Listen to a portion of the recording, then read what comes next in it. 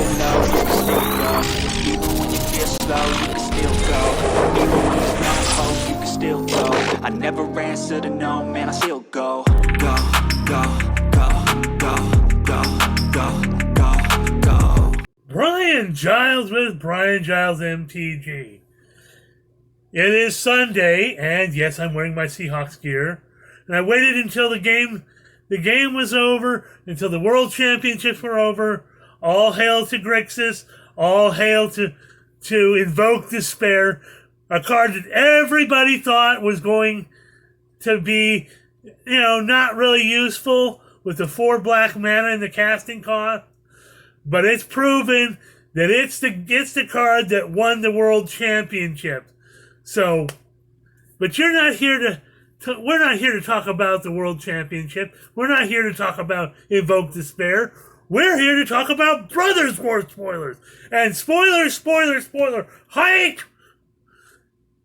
Wait until you see. I've been following the spoilers all day, during commercial breaks and whatnot. So I know what the spoilers are, but you don't yet. So here we go. Starting off with Thran Spider. 3 colorless mana for a 2/4 artifact creature spider with reach. When Thran Spider enters the battlefield, you and target opponent each create a tapped Power Stone token. And for 7 colorless, look at the top 4 cards of your library. You may reveal an artifact card from among them, put it into your hand, and the rest on the bottom of your library in a random order. I don't know how much play this is. This is gonna be one of these low-end rares. You're not gonna see it a lot. This might see some play in Commander as kind of a political type card, but Next up, we have another very powerful legendary card in Harbin Vanguard Aviator. 1 white, 1 blue for a 3/2 legendary creature human soldier with flying. Whenever you attack with 5 or more soldiers, creatures you control get +1/+1 and gain flying until end of turn. White Weenie Soldier decks. Oh dear. And he has a supreme value in 2 mana for a 3/2 flyer. That is dope. His other ability, that's for later down the line. But and a 3/2 flyer for 2 mana? Value. Next up, we have the Fall of Krug. 2 red and 4 colorless for a sorcery that reads, choose target opponent. Destroy target land that player controls. The Fall of Krug deals 3 damage to that player and 1 damage to each creature they control. Ouch! Land destruction, player damage, and weenie creature damage. That's not at all fun, but it's a bit beefy at 6 mana. I don't know how much that'll be played,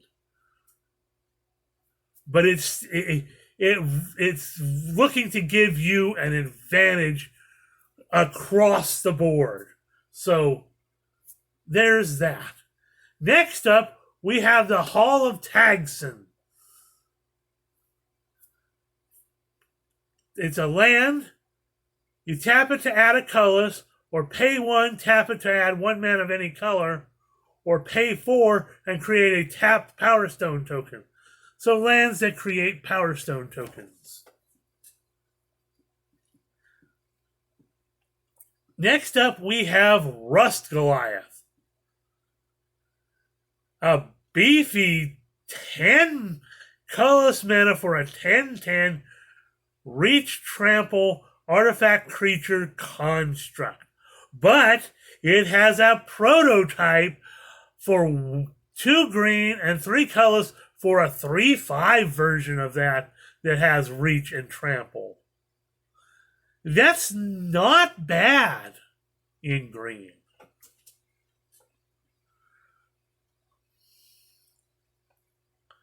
Next up, we have Depth Charge Colossus. 9 colorless mana for a 9/9. Depth Charge Colossus doesn't untap during your untap step. You pay 3 colors to untap Depth Charge Colossus. Or you can have a prototype version of it for 2 blue and 4, and it's a 6/6. For an artifact creature Dreadnought. So again, a difference. Some more of the prototype thing. I don't see both these last creatures are commons. So this is like, just draft chaff type stuff. Next up, we have another mythic in Arcane Proxy. 7 colorless mana for a 4/3. When Arcane Proxy enters the battlefield, if you cast it, exile target instant or sorcery card with mana value less than or equal to Arcane Proxy's power from your graveyard. Copy that card. You may cast it without paying its mana cost. So, if you have the 7, you get a 4/3, and you can cast a 4 power. But if you're using something like Urza, something that boosts your power on this,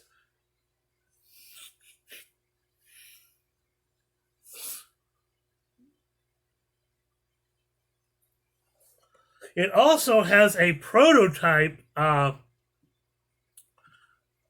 for 2 blue and 1 for a 2/1 version of this. But that can get you some counter spell action. So, hoo-ha. I don't know how much use you'll see of it, but...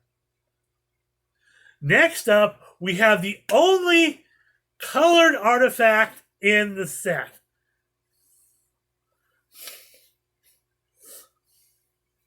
In Temporal Anchor.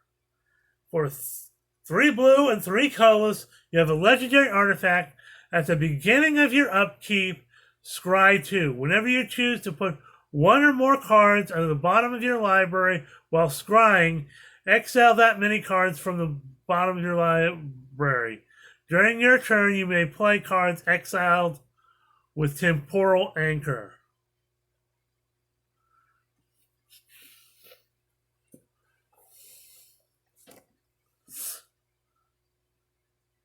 So it's more mill protection type stuff. I don't know how much it'll play. Play.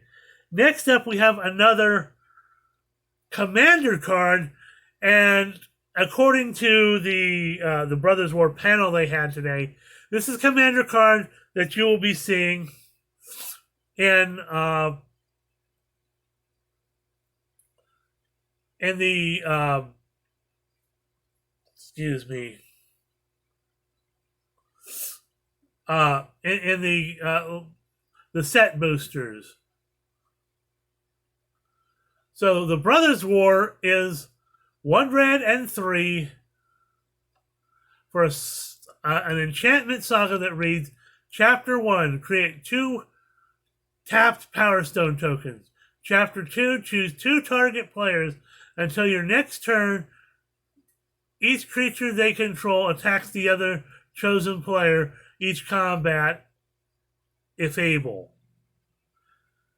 Definitely some political stuff going on there. And Chapter 3, the Brothers War deals X damage to any target and X damage to any other target, where X is the number of artifacts you control. So definitely a political card that you can use to either take out the biggest threats, or have your opponents face off against each other and just sit back and watch the carnage. So next up, we have Urza's version of the Sylex in Urza's Sylex. 3 colorless mana for a legendary artifact that has 2 white and 2. Tap it, exile it. Each player chooses 6 lands they control. Destroy all other permanents. Activate only as a sorcery. When Urza's Sylex is put into exile from the battlefield, you may pay 2 colors. If you do, search your library for a Planeswalker card, reveal it, put it into your hand, and shuffle. So if you have, and that's really interesting because it's specifically, if you want all the casting costs, you have the 6 mana and you can pay it, and you can save all 6 of your lands, and you can go hunting for your Planeswalker. So that's very, very interesting, an interesting version of the board wipe, which goes along with the story of how Urza became a Planeswalker. Next up, we have Saheeli Filigree Master. Now, Saheeli is the one that created the Temporal Anchor.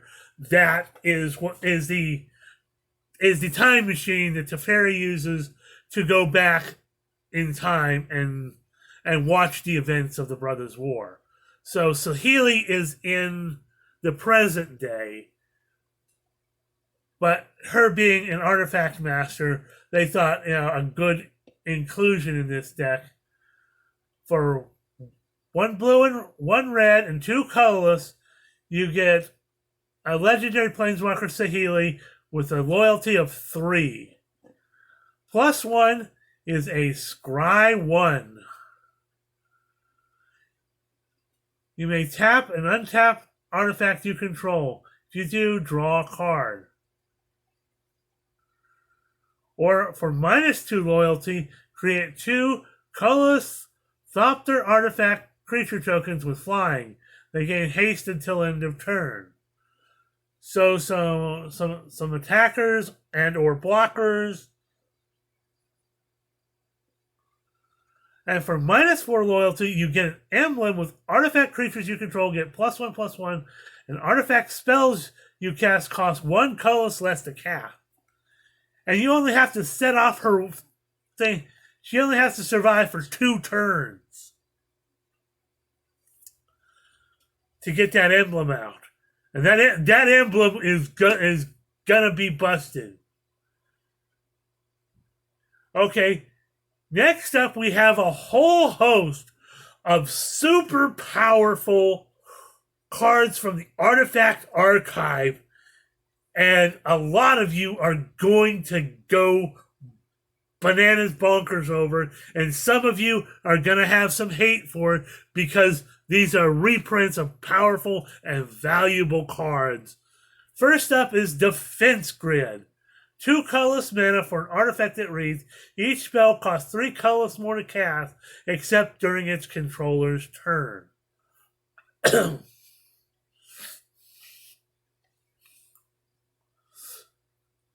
Then we have another powerful card in Helm of the Host. 4 colorless mana for a legendary artifact equipment. At the beginning of combat, on your turn, create a token that's a copy of equipped creature. Except the token isn't legendary. If the equipped creature is legendary, that token gains haste. Equip for 5. Helm of the Host is dope. Prove me wrong. Next up, we have Inspiring Statuary. 3 colorless mana for an artifact that reads, non-artifact spells you cast have improvised, which means your artifacts can help cast spells. Each artifact you tap after you've done activating mana abilities pays for 1 colorless mana.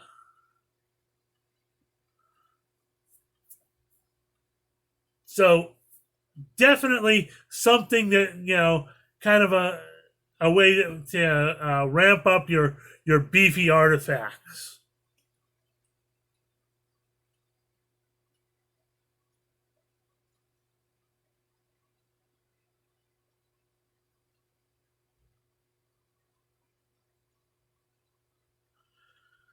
Next up, we have another powerful reprint in Unwinding Clock. 4 colorless mana for an artifact that reads, untap all artifacts you control during each other player's untap step. That is just... And if you combine this with using Power Stone tokens, it is just insanity.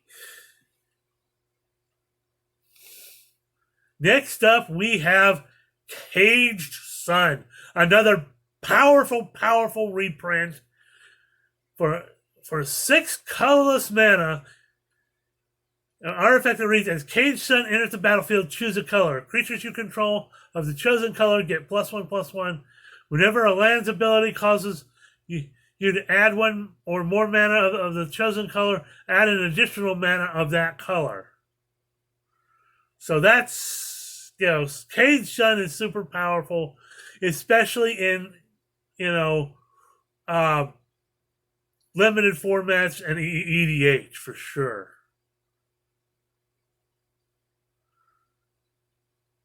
Which means Commander for those of you that are noobs to the game.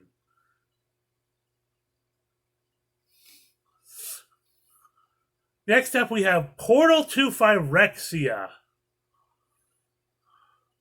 9 colorless mana for an artifact that reads, when Portal to Phyrexia enters the battlefield, each opponent sacrifices 3 creatures. Ouch. At the beginning of your upkeep, put target creature card from a graveyard onto the battlefield under your control. It's a Phyrexian in addition to its other types. Yikes. It's beefy. It's mythic. I don't know what kind of play it's going to see, but it is. If this thing hits the battlefield, it's just going to be crazy. And it looks like it's really geared toward a commander play. Next up, everybody's going to go bonkers for this card. I would say this is either the most powerful or close to the most powerful card that you're going to see in this deck. Listen to this. This is Diabolic Intent. 1 black and 1 for a sorcery that reads, as an additional cost to cast this spell, sacrifice a creature. Well, you're in black, sacrificing a creature is kind of what they do. So, that's going to be a thing. But it says, search your library for a card, put that card in your hand, then shuffle. What the bleep? Now, you know that black has a ton of creatures that are 1 casting cost. In fact, in Dominaria United, you have a creature that has built-in graveyard recursion that'll probably be played with this card.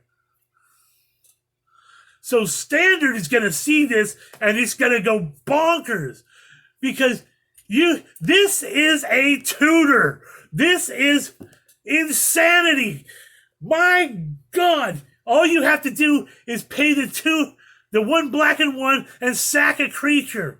In black, that is The easiest thing in the world to do.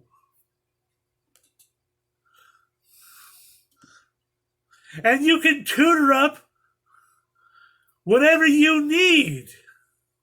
And it's for a card. It's not planeswalkers or creatures or instants or sorceries or enchantments. It's any card. It is it is a true tutor.